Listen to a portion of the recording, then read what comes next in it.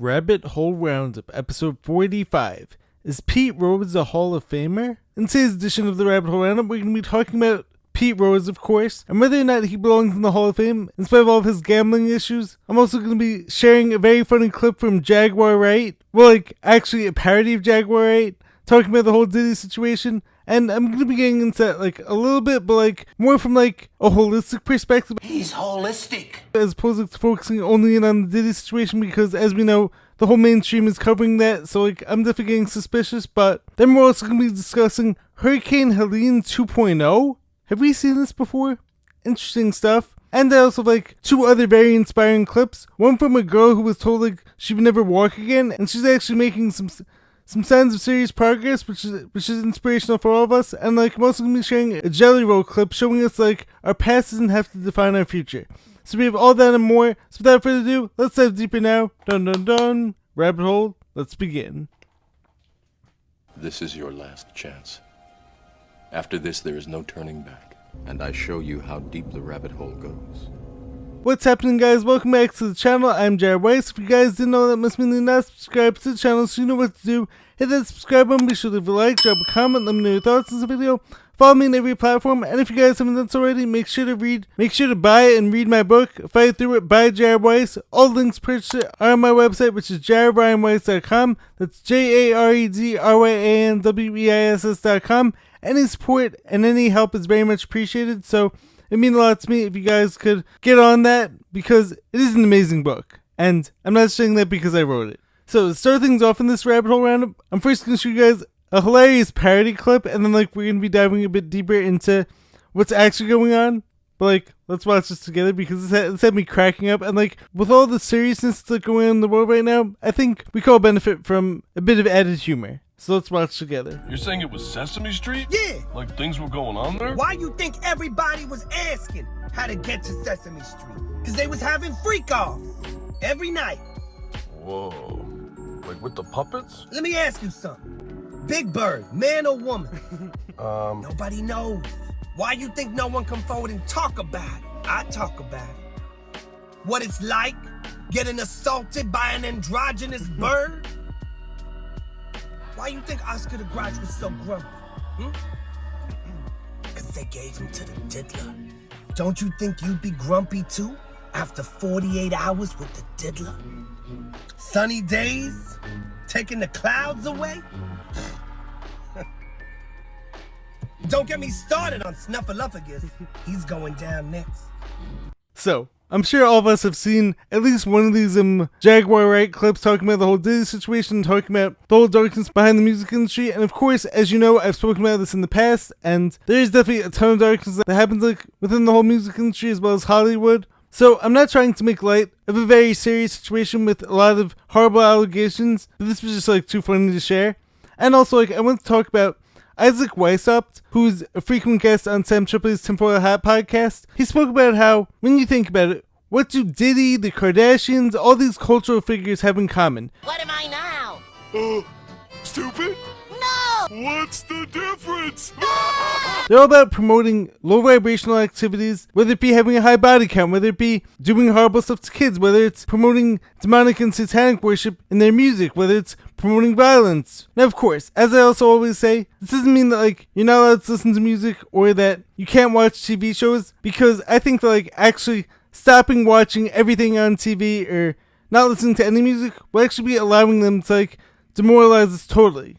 But if we come in with different intentions, with awareness of what's going on, and trying our best to actually support artists who are promoting a good positive message, really very nice and good, then I think that we can still balance out the bad and the good, and as long as we actually use the music or the TV shows for positive purposes, as opposed to just watching for brain rot and actually idolizing these people's lifestyles, which are all obviously horrible lifestyles to be promoting. But as I said in the past, if I'm gonna listen to rap music to get me hyped up for a workout, or to have fun with friends and just mess around, as opposed to actually enacting any of their agendas, then I can actually be using that for positive purposes. So obviously, of course, be careful when it comes to any of this idol worship or actually allowing things to overrun our lives. But just because you like rap music doesn't mean you're gonna fall down and end up like Diddy. As long as you're aware of what's going on in the rap industry, and as long as you try your best like to listen to and promote better artists as well. And furthermore, when it comes to this situation, I'm not really sure like if anything's gonna come from this, and like I definitely get like super suspicious when I see every mainstream media outlet and every mainstream podcaster suddenly covering this and suddenly having all the scoop on it. You don't find that suspicious?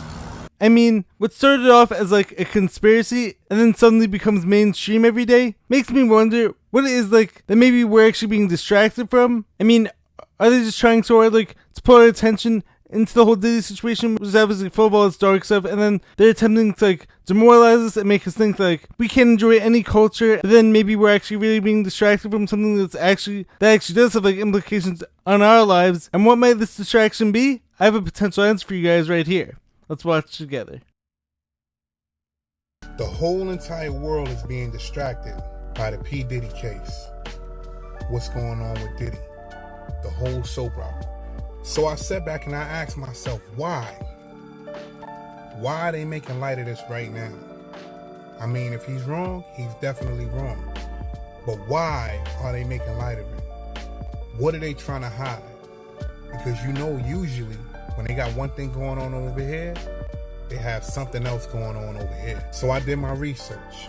And on the same day that they came and arrested Mr. P. Diddy and had the media in a frenzy, social media in a frenzy, but on that same day, did you know 23andMe? Yes, that 23andMe, the DNA database. Every single CEO and director has resigned. Now you gotta ask yourself, why would the CEOs and directors resign? Now let's go back to when the data breach happened. Had at least 7 million people, 7 million customers. Data was breached. DNA data was breached. And nobody knew that these guys resigned on the same day that P. Diddy got locked up. Don't you think this is something that you should have knew about? They have a lot of power. You know what's about to go down, right? Pay attention. So, if you're someone like who's been asking questions and who does like a lot of critical thinking, as I try to do, I never trusted any of this 23andMe stuff. I never trusted any of this Ancestry.com stuff, because why would these people actually try to help us like to reconnect with our past and with our history, especially when so much of our history has been like a complete lie? Just remember, it's not a lie if you believe it. So could it be because our DNA is actually valuable to these people? And for anyone like who's actually submitted their DNA to these people, could they be using it for other nefarious purposes? I don't doubt it at all. So question everything. Question why all the mainstream media outlets are suddenly covering all the Diddy stuff, but like not talking about like some of the other stuff that's going on behind the scenes, and that actually happened on the same exact day that Diddy was arrested. Ask questions. We have to look deeper, not only focusing on what they're covering on the surface. Next topic I want to get into, which is actually the main topic I want to cover in today's episode, hence the title of the episode. Is Pete Rose a Hall of Famer? That's a Hall of Famer. Is he worthy of being a Hall of Famer? Or did he actually deserve to be banned from baseball for life? I'm banned! You're banned. Which, his life's now over, so rest in peace Pete Rose, but like, he's the all-time hits leader by far. Well, not by far, from the second all-time hits leader, which is Ty Cobb. But like, Pete Rose had 4,256 hits, a record that like chances are may never be broken, or at least not for a long time, because he had a 24-year career actually, which is very rare these days. But Ty Cobb was second with 4,189, and the third place guy, Hank Aaron, had 3,771, which is a far cry from 4,256. Now, as many of us also know, he had a severe gambling issue while he was playing. He was betting on his own games, and of course, as we see these days, gambling is actually becoming more and more popular, so like, could he possibly pave the way for that? Maybe. But there is nuance to his situation, because as far as I see it, and like, as far as I know, he never actually threw any games. He was just like trying to add excitement to his own games. And as far as I see it, and like from every interview I've seen, and from every other person covering this, like who I've heard, he had a huge passion for the game. He absolutely loved the game of baseball, and as a result, he became one of the best players ever. Now, does this mean that like we should totally excuse his behavior? No, because of course he was a degenerate gambler. But if he didn't actually throw any games, and like if he did always play his heart out, and like there's no evidence suggesting otherwise, does he belong in the Hall of Fame? Quite the conundrum. I would say probably yes, even though like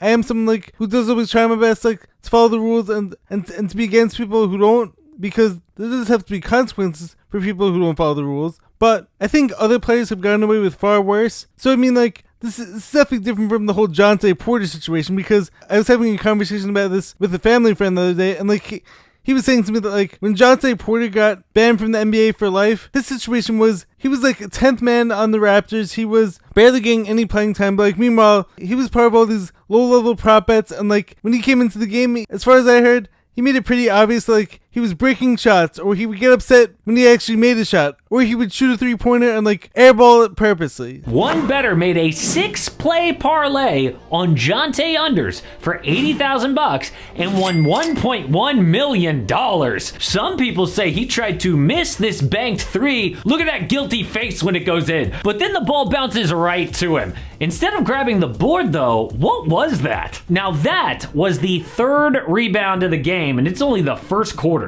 The total's 4.5. So you can see Jonte go immediately to the coaches in the background and start pointing to his eye. So he left the game having re-aggravated an eye injury. Nowhere in the minutes he played did he get hit in the eye. So Pete Rose is a different situation from that. Let me know your thoughts if you guys think he belongs in the Hall of Fame or not. And once again, it's also a different situation from everyone who's part of the whole steroid era. Pete Rose, as far as I see it, was gambling on his own games because he had a gambling issue, but like, he wasn't betting on his team to lose. As far as I see it, he was betting on himself, which is a far cry from any of the other situations. Next up, I want to show you guys a very powerful clip. So like, I'm probably gonna have to mute out the sounds, but like, this clip is showing a girl who, from what I've read about, she had like a severe spinal cord injury. She was hospitalized, and like she was actually told that she may never walk again. But like she's actually proving the doctors wrong. She has a strong faith in God. She tells herself like, and like all of her followers, that anything is possible. So like I think this is a very powerful message that like I want to share with you guys.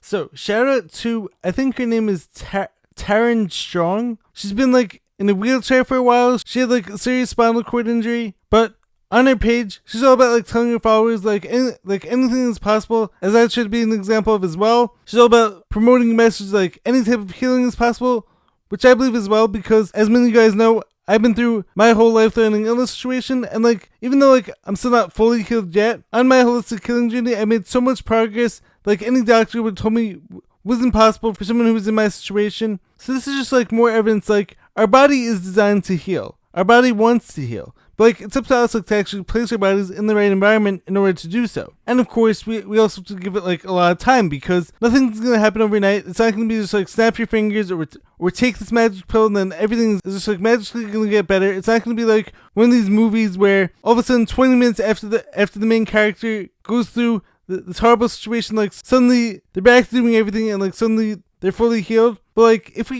give our bodies the right inputs, give it enough time, put it in the right environment, I believe that like any type of healing is possible, in spite of what any doctor or any doubter out there may say. And like I'm gonna be a living example of that. You will be successful in life. I guarantee you that. And like I believe that like I actually already am, based on everything like I'm doing on a daily basis. The next story I wanted to cover in this week's episode is Hurricane Helene 2.0.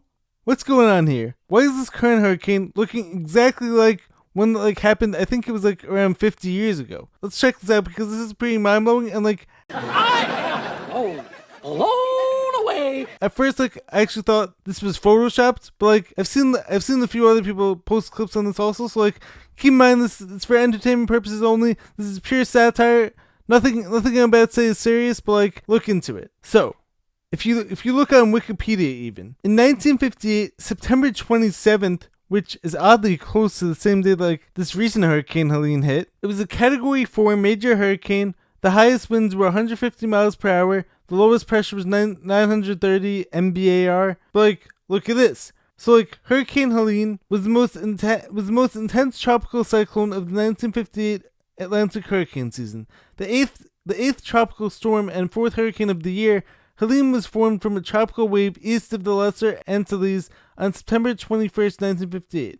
Moving steadily westward, the storm slowly intensified, attaining hurricane strength on September 24th. As conditions became increasingly favorable for tropical cyclone development, Helene began to rapidly intensify. Nearing the U.S. East Coast, the hurricane quickly attained Category 4 intensity on September 26th before it subsequently reached its peak intensity with maximum sustained winds of 150 miles per hour and a minimum barometric pressure of 930 MBAR. So, why am I calling this Hurricane Helene 2.0? Once again, total entertainment purposes only. I'm just making a joke here. It's a joke maker. Tell him, Jack.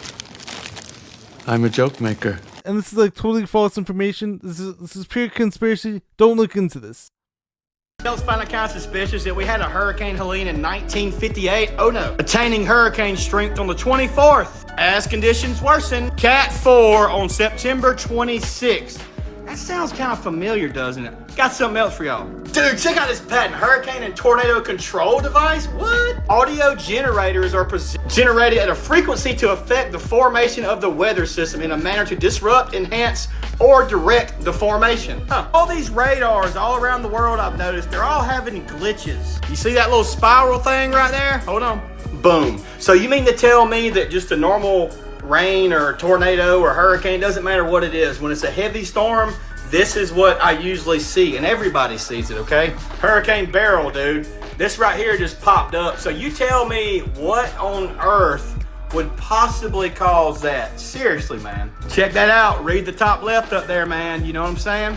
See, this right here has got like rings around it, dude. Look, that's up around Cincinnati. These are all different times. Here's one of my favorites right here. Look, boom, boom. There's all sorts of weird glitches happening, and what could possibly cause these? Screenshot that right there, and y'all check it out, man. Pretty interesting stuff. It has nothing to do with the video. I just wanted to show y'all a pretty cool patent, you know what I'm saying? Anybody else? So, suspicious? Coincidence? I think not. Coincidence? I think not. Have any guys ever looked into HARP, aka HOARP, high frequency devices like that may or may not be used to modify the weather? Or have you guys actually looked up at the sky and seen any of this cloud seeding going on? Which is totally made up. These people just want to protect us from the hot temperatures and the hot climate. I don't know, but like, look deeper. Or don't look into it at all. It's up to you, but like, so you tell me, is this evidence of weather manipulation? Or is this like a total conspiracy? And am I just like a crazy person? And furthermore, could this be done for the purposes of another land grab, which, as we know, these people love to do? I mean, hundreds, maybe even thousands of people have been displaced from their homes. A lot of people have been unaccounted for and have been killed, possibly even. But then meanwhile, why is our government still sending money everywhere else? And keep in mind, so like, as Sam Tripoli always makes sure to note, it's not exactly our taxes like that are being sent overseas. It's actually money that's being used like to pay off the interest on the Federal Reserve notes. But like, regardless of what the money actually is, why is it going everywhere but here? I mean, look at this graphic. So far this year, the United States has given $24 billion to Ukraine, $11+ billion to Israel, $1.9 billion to Ethiopia, $1.6 billion to Jordan, $1.4 billion to Egypt, $1.1 billion to Afghanistan, $1.1 billion to Somalia, $1 billion to Yemen, $987 million to Congo, $896 million to Syria, $9,000 per every illegal immigrant that has entered the U.S. But like, meanwhile, Americans who lost everything to Hurricane Helene will be getting $750 courtesy of FEMA. Getting suspicious yet? Not to drag us down too much with any of the negativity, but like, it is important to be aware of what's going on and to question everything. So next up, we're gonna get more into like a more positive, uplifting clip, which is coming courtesy of like one of my new favorite singers and artists, Jelly Roll. So like, as I always say, if I haven't met the person, then like, I can't say like for 1,000% certainty like this person is a good person, but like, from everything I've seen, like, on Jelly Roll, he seems to be, like, a really good guy, and he seems to be someone who used to be down, like, a super dark path, and, like, recently has been making all these positive changes in his life, and, like, he seems to be, like, a really good person, like, who has a big heart, and he's trying to help others to not go down that same dark path that he went down early on in his life. So let's watch this clip talking about how your past doesn't have to define your future. It's actually a super emotional clip, but, like, with all the darkness that's happening in the music industry, it is important to find people who are actually speaking positively, and who aren't engaging in all these low vibrational activities. Let's watch together.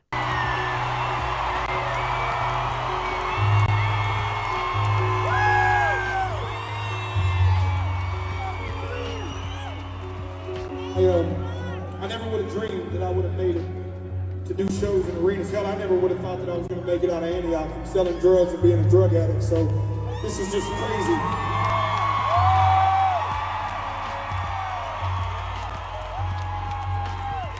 So if you don't listen to anything else I tell you tonight, please hear me out. Don't give up on yourself.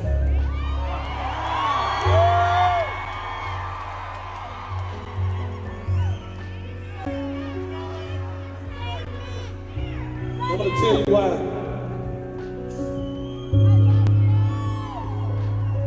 Because tonight is about redemption. Tonight is about recovery. And tonight is about freedom. This is about staring addiction and staring grief and staring trauma in the face and saying, fuck you, who I was is not who I am. I am a different person.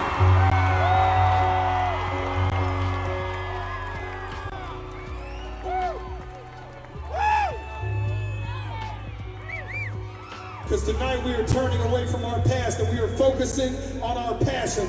Tonight we are going to turn our mess into a message.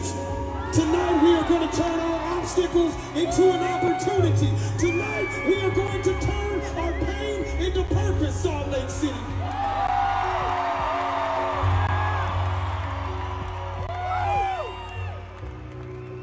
I wrote this song and I'm fixing to sing about somebody in my life that was really important to me that got addicted to drugs. And I wrote a song about it. This is how it goes.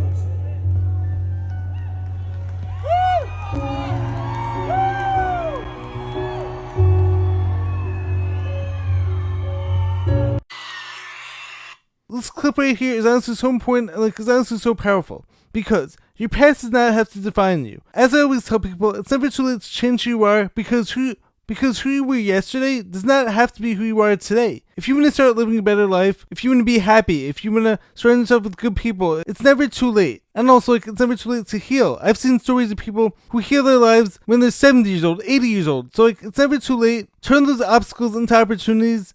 Remind yourself you are powerful, you are love and light. God put you here for a reason. You have a divine purpose, and even if you've been neglecting that for your whole life, make today the day that you actually change and you actually turn that around. And ultimately, if you do that, you're actually going to inspire other people in the process. So shout out to Jelly Roll for promoting that awesome message. We definitely need more of that in the world right now. Anyways, one more thing I want to say.